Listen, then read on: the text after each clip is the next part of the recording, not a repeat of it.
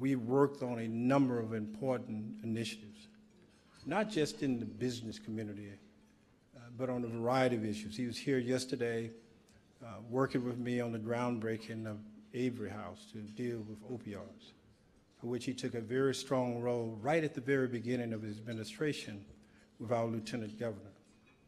But what impressed me was the very first time that we had a chance to talk about some of the challenges we faced in this area.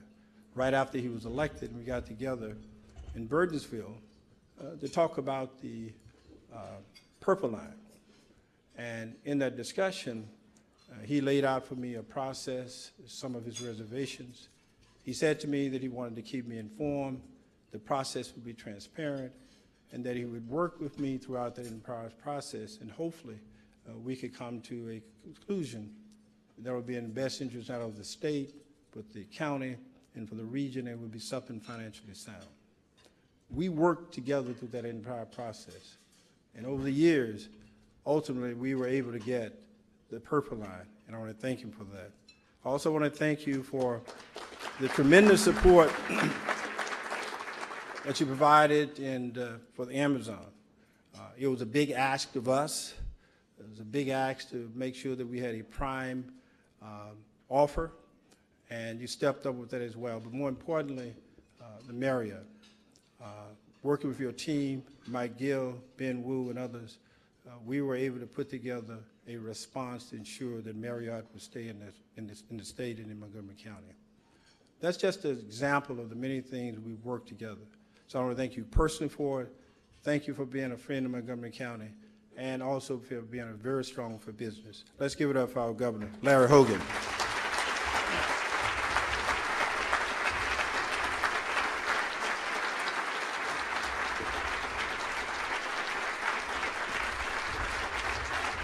Wow, good afternoon.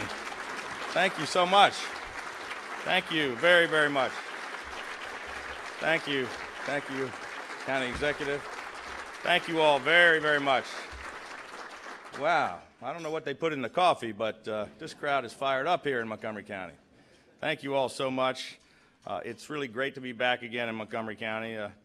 First of all, I just want to thank Ike Leggett, not only for that much too kind introduction, but for everything that he's been all about his entire career.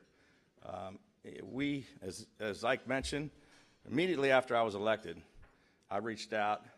I wanted to sit down with Ike, and we had breakfast in Burtonsville. We didn't know each other very well. Of course, I'd followed his career, and we may have met a couple of times, but I didn't know him that well. But we sat down that day, and we committed to working together to represent the best interests of the people of Montgomery County. And he's been an incredible partner.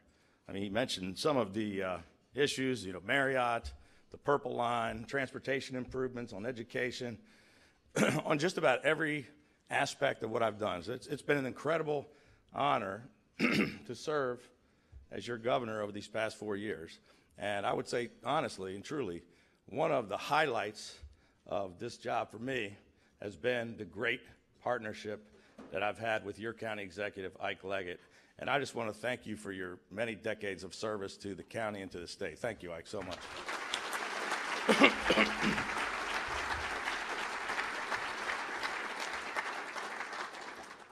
I want to thank Larry Rosenblum. I'm not going to say all those nice things about him, but thank you for not insulting me the way you did Ben Kramer. Thank you for all your hard work with the committee. His feelings. It's very sad. I mean, I think Ben's a good-looking guy. That was a cheap shot. But it truly is an honor to be here with all of you and to celebrate some outstanding Maryland business leaders, the 4 newest inductees to the Montgomery County Business Hall of Fame. So I want to personally, you're going to hear from all of them and hear more about them later in the program, but I want to personally congratulate Mark Burgell, Jorge Restrepo, Michelle Freeman, and Bruce Lee. Let's give them again another big round of applause. The class of 2018. I also want to give a special shout out to Bruce Lee, his son Andrew, who was mentioned earlier.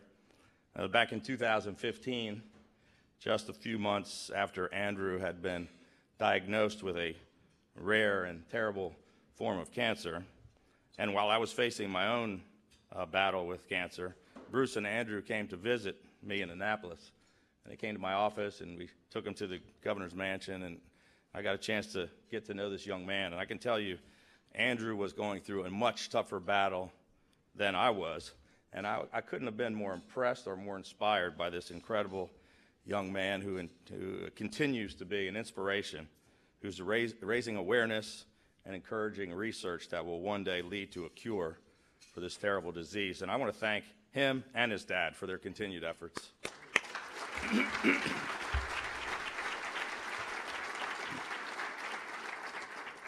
And I want to thank all of you here, all the business leaders who are here today. Our small business job creators are the backbone of our economy, and I want to thank each and every one of you for choosing to do business and to invest here in Montgomery County and in the state of Maryland. And I want to thank you for the critical role that all of you are playing in our state's exciting economic resurgence. 4 years ago, and by the way, Larry, thanks for pointing that out. I'm coming here today because I'm not superstitious, but I did come here 5 or 6 days before the election last time, 4 years ago, and it turned out pretty good. So I said, I'm not skipping this luncheon. But 4 years ago, we pledged to make Maryland a more business-friendly and more competitive state. We said we were going to work to try to grow the private sector, put more people to work, and turn our economy around. And you know, I'm just a small businessman. This is the first office, elected office I've ever held, and so I don't know much about this politics thing. I've been just doing exactly what I said I was going to do. Apparently this is a new thing in politics.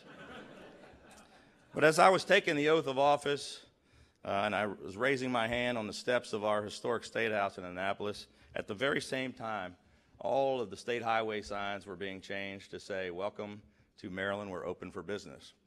But it wasn't just the slogan on the signs. It was really the defining mission of what our entire administration was about. The day after I was sworn in, I submitted the first balanced budget in a decade, which eliminated the entire $5.1 billion structural deficit that we inherited.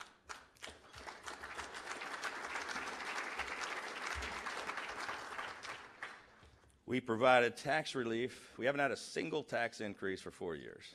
And we've provided $1.2 billion in tax cuts 4 years in a row.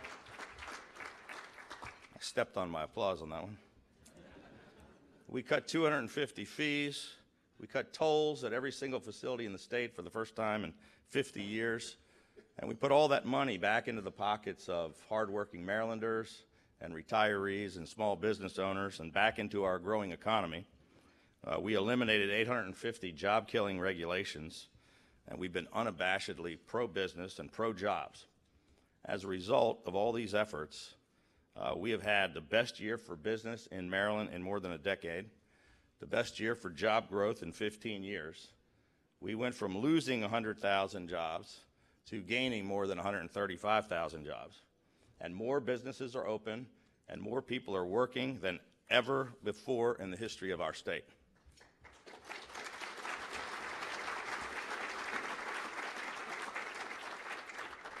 Just before I became governor, 2013, our overall economic performance ranked 49th out of 50 states. We are now in the top 10 in the United States of America. Right here in Montgomery County, you've helped to create a record 21,000 jobs during the past 4 years. And as Ike mentioned, when Marriott told us they were giving consideration to leaving the state and perhaps going to the district or to Virginia, Ike Leggett and I committed to each other that this could not and would not happen on our watch. And in June of this year, Ike and I together, we broke ground on Marriott's new $600 million world headquarters, which will be the home to more than 3,800 employees right here in Montgomery County.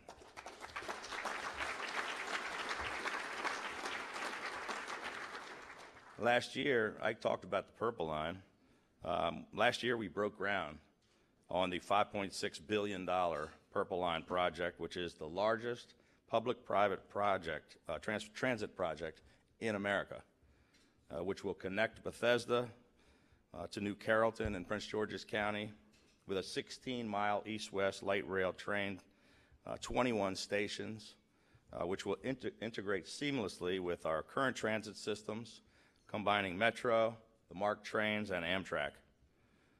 We got Virginia and D.C. on board with a plan to, for the first time in Metro's history, have a revenue stream, a dedicated revenue stream for Metro, and kept Metro operating here. We've invested, in addition to Metro and the Purple Line, more than $1.9 billion for other Montgomery County transportation projects. We've been working hard to put Montgomery County and our state in prime position, as County Executive said, to attract Amazon's new headquarters. This is the biggest economic development opportunity in a generation, which could generate another 100,000 jobs and which would contribute over $17 billion in economic impact to Maryland's economy. And Ike and I are hoping to celebrate that decision by the end of the year, right, Ike? Here in Montgomery County, we've invested $512 million for a total of 215 capital projects. Our latest budget includes $23 million for the Biomedical Science and Engineering Building at Shady Grove Educational Center.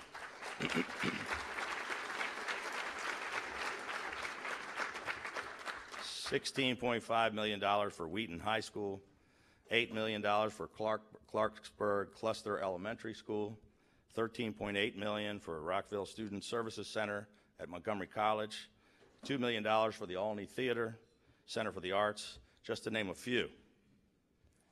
Ladies and gentlemen, 4 years ago, 2/3 of all the people in Maryland thought that our state was way off track and headed in the wrong direction. And now 4 years later, more than 2/3 of all the people in Maryland think we're headed in the right direction. Together, we are making Maryland more competitive. We are fostering a more business-friendly, job-friendly climate in our state. And as a result, our state is stronger than it has ever been. Maryland truly is open for business. And I just want to thank all the members of the Montgomery County Business Hall of Fame and all of you here today for being partners in that progress. I want to congratulate again all of today's honorees, and I want to thank you for the opportunity to be here with you today. Thank you all so much.